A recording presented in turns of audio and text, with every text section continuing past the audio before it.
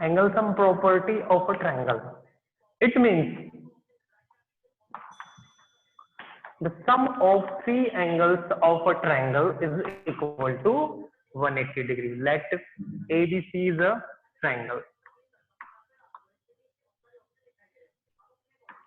and we have to prove that angle A plus angle B plus angle C is equal to 180 degree. इसका हम 6th class से use करते हुए आ रहे हैं कि ट्रायंगल्स के जो थ्री एंगल्स हैं उनका सम 180 के इक्वल होता है, लेकिन हमने आज तक ये नहीं पता किया कि भाई this it is equal to 180. तो हम इसका सॉल्यूशन लेंगे पहले. It is the most important theorem for the 9th class. अब देखो इसके प्रूफ में हम क्या करेंगे, हम यही ट्रायंगल एक बार बना लेते हैं.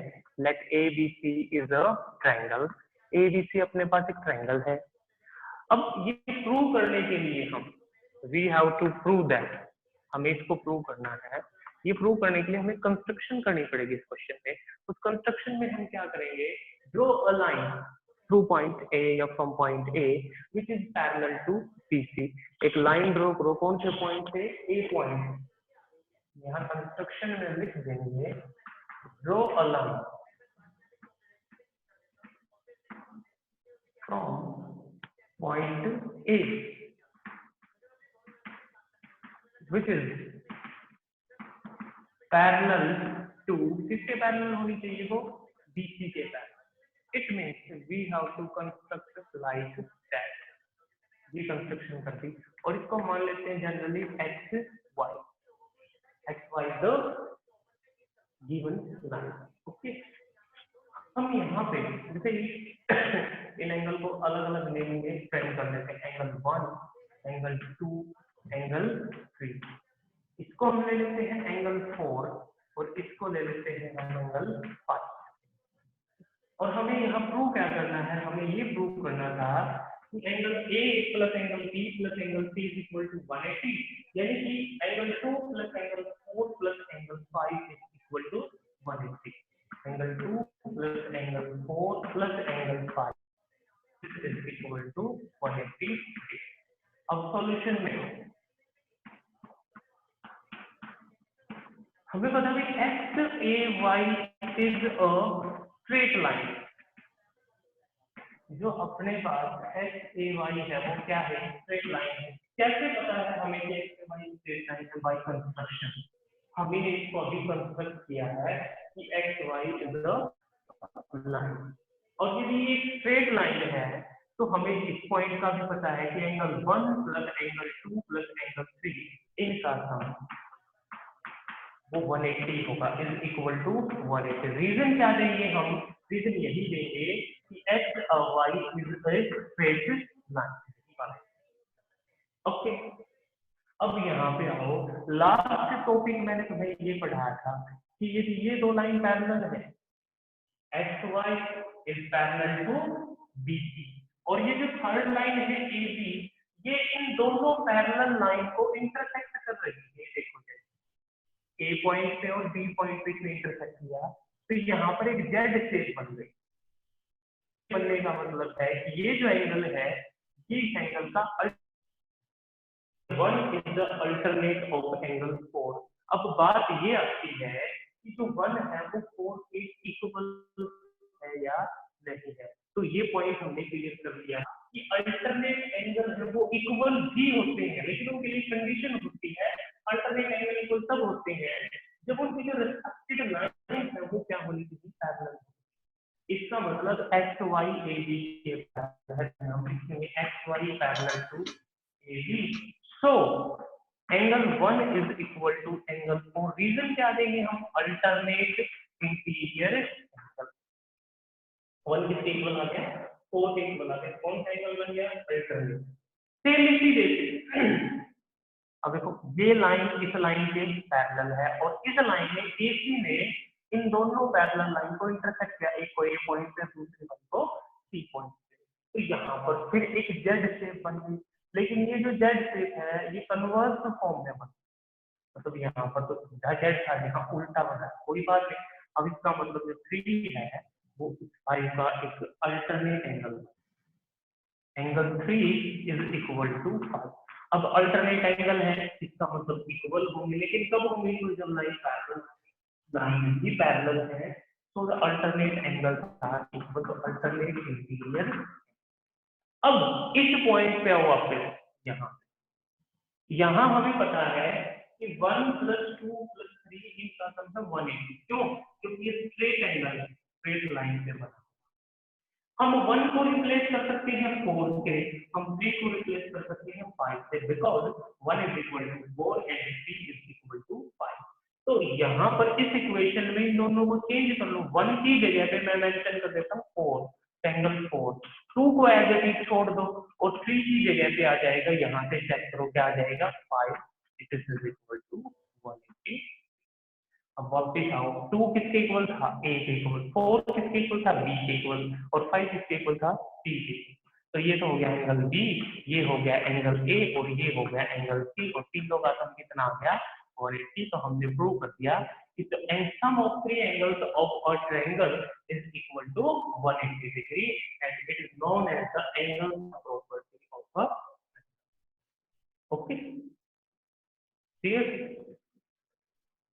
Yes sir. बच्चे को डाउट है अनम्यूट करके क्वेश्चन कर लो, नहीं तो फिर हम नेक्स्ट क्वेश्चन पे चलते हैं। ठीक है, अब इसके बाद एक थ्योरम और है बेटा अपने पास, नेक्स्ट थ्योरम, वो भी बता देता हूँ तुम्हें। कुछ वो हमने 7th क्लास में की थी पहले। एक इंटीरियर एंगल और एक एक्सटीरियर एंगल, दोनों में डिफरेंस पता है तुम्हें? Let A this is a triangle, और यहाँ पर देखो ये जो C है, जैसे इसको मैं मान लेता हूँ D, तो ACD जो है वो कौन सा एंगल है? एक्सटीरियर एंगल, ठीक है। और ये कौन सा एंगल है? ACD, this is interior angle, ठीक है ना? ओके, अब एक थ्योरम होते है, उस थ्योरम के according any one exterior angle of a triangle is equal to the sum of opposite two interior angles. ये है prove that the any one exterior angle of a triangle is equal to the sum of the opposite two interior angles, means we have to prove that इस question में हमें ये prove करना है कि angle ACD, ये देखो ये कौन सा एंगल है? ये वाला exterior angle, this is equal to opposite, इसके अपोजिट में, इसके अपोजिट में तो ये भी, तो ये बच्चों को लग रहा है इसके अपोजिट में, ये इसका एडजेसेंट है, अपोजिट इसका एक तो ये है और इसका अपोजिट ये है, और ये दोनों एंगल कौन से एंगल है? इंटीरियर एंगल, ये दोनों अंदर बने हुए हैं, और ये एंगल कौन सा है? ये है इंटीरियर, और ये वाला एक्सटीरियर, तीनों इंटीरियर और ये एक्सटीरियर। हमें ये प्रूव करना है जो ये एक्सटीरियर है, ये अपोजिट एंगल जो है इंटीरियर, उनके सम के इक्वल है, इन दोनों के सम के equal, means ACD A + B के इक्वल प्रूव करना है हम, एंगल A + एंगल B। इसको ऐसे भी लिख सकते हैं हम, इसको एंगल 1 मान लेते हैं, इसको 2 मान लेते हैं, इसको एंगल 3 और इसको एंगल 4। हम ये भी चीज कह सकते हैं, एंगल 4 को प्रूव करो किसके इक्वल? एंगल 1 + एंगल 2 के।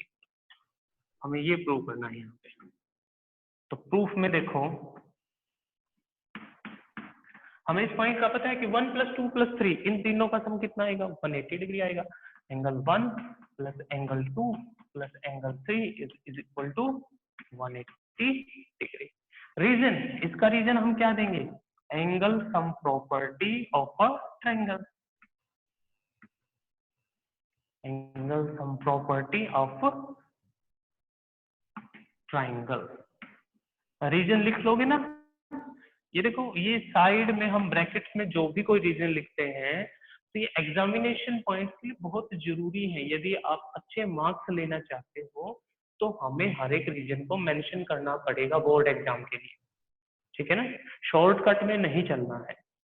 अब फिर हम यहाँ आते हैं, we know that angle 3 + angle 4, इन दोनों का सम भी 180 है। इसको इक्वेशन नंबर फर्स्ट मान लो, और next equation angle 3 + angle 4, this is also equal to 180 degree. कैसे पता लगा?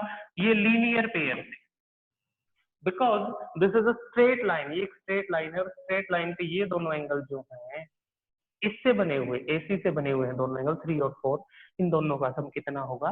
180 डिग्री होगा। This is the equation number second. ये सेकंड इक्वेशन आ गई। अब हमने ये देखा कि भाई 180 की जो वैल्यू है वो 1 + 2 + 3 भी है और 180 की वैल्यू 3 + 4 भी है। तो इसका मतलब हम इस 180 की जगह पे 3 + 4 मेंशन कर सकते हैं या नहीं कर सकते, या हम इस 180 की जगह पे 1 + 2 + 3 मेंशन कर सकते हैं या नहीं कर सकते? बिल्कुल कर सकते हैं, क्योंकि 180 की वैल्यू 1 + 2 + 3 है यहाँ पर। तो देखो 3 + 4, ठीक है, और ये जो 180 है इसको मैंने चेंज कर दिया। देखो ये 180, इसको मैंने ये लिख दिया क्या, 1 + 2 + 3। अब जैसे ही ये 3 इस साइड जाएगा तो यहाँ 4 बचेगा और उधर 1 + 2 + 3, और ये 3 जब दूसरी साइड शिफ्ट होगा तो ये -3 में, +3 -3 से सब्ट्रैक्ट होके क्या बन जाएगा, 0 बन जाएगा, और यहाँ 4 की जो वैल्यू है वो 1 + 2 आ जाएगी। ये देखो एंगल 4 = 1 + 2, हम यही प्रूव करना चाहते थे, that is ACD = A + C। तो हमने यहाँ पर ये ऑब्जर्व किया कि जो एक्सटीरियर एंगल है वो 2 अपोजिट इंटीरियर एंगल के सम के इक्वल है। Any doubt? सर अपोजिट में एंगल 4 के अपोजिट में एंगल 3 क्यों नहीं आ सकता? एंगल 4 के अपोजिट में angle 3, because these are adjacent angle बेटा, ये दोनों एडजेसेंट है। Okay sir. एडजेसेंट एंगल वो होते हैं ओके जिनमें एक साइड कॉमन हो। अब देखो 3 को बनने में और 4 को बनने में इस लाइन ने हेल्प की है दोनों में, मतलब AC जो है वो 3 में भी यूज हुई है और AC है वो 4 में भी यूज हुई है। तो इस तरह के एंगल को ओके हम सर। एडजेसेंट एंगल बोलते हैं, ठीक है ना। अपोजिट एंगल वो होते ओके हैं सर। जिसके अंदर कोई भी कॉमन साइड नहीं हो। जैसे A की फॉर्मेशन में, इसकी सॉरी 2 की फॉर्मेशन में एक तो इस लाइन का यूज हुआ और एक इसका यूज हुआ, ठीक है ना। तो हम इस तरीके से हम नहीं बता सकते कि these are the opposite angles, और एडजेसेंट में एक साइड क्या मिलेगी, कॉमन मिलेगी, ठीक है ना। Okay sir. Yes sir. Okay, अब इसके बाद हम क्वेश्चंस करते हैं। एक्सरसाइज 6.3 कर रहे थे ना लास्ट टाइम। ओके,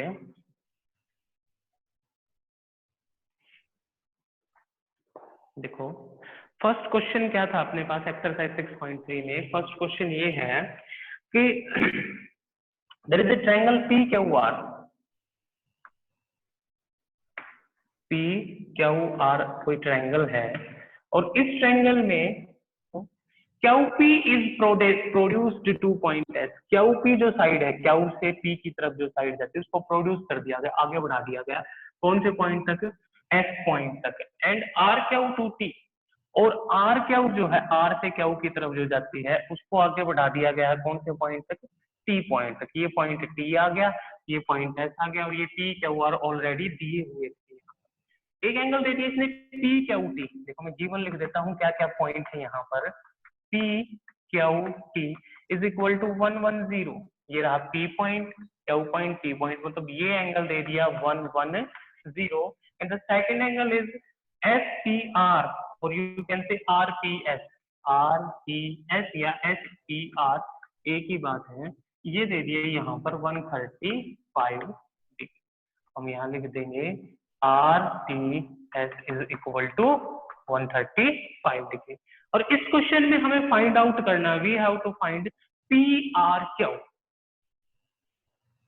हमें फाइंड करना है कि भाई PRQ कितना होगा, मतलब इसकी वैल्यू फाइंड आउट करनी। इसको मैं X मान लेता हूँ, let this is equal to, ठीक है, इसको मान लो कितना, Y मान लो, और इस पॉइंट को मान लो कितना, मान लेते हैं हम Z मान लेते हैं।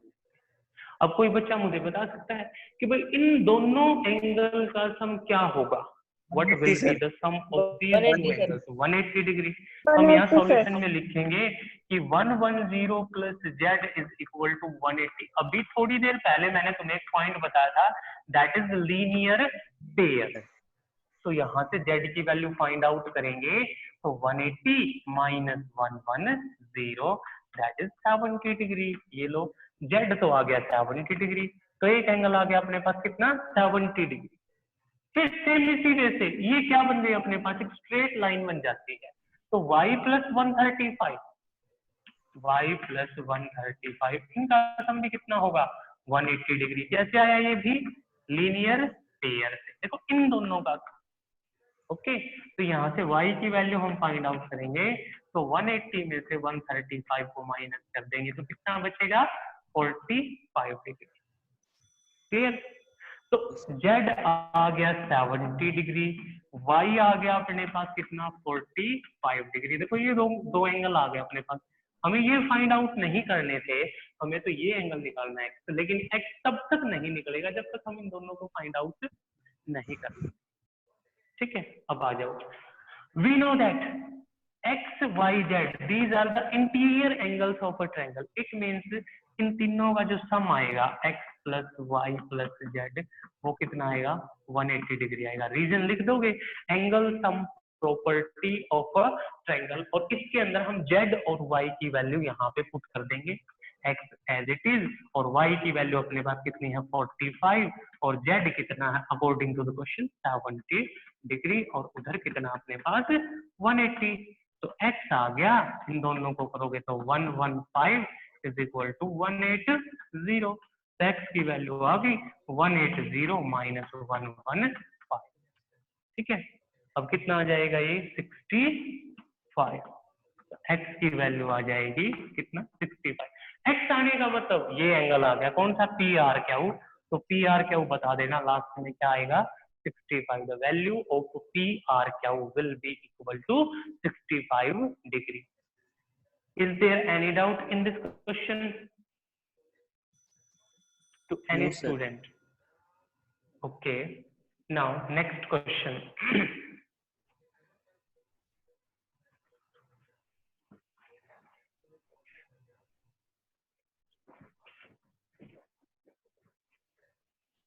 Next question is XYZ is a triangle. There is a triangle XYZ and angle X is equal to 62 degree.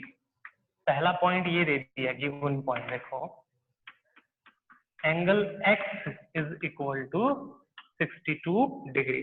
फिर इसने हमें पॉइंट दिया है कि two lines YO and ZO, एक लाइन है YO और एक है ZO, intersect each other at point O and these are the bisector of angle XYZ and XZY.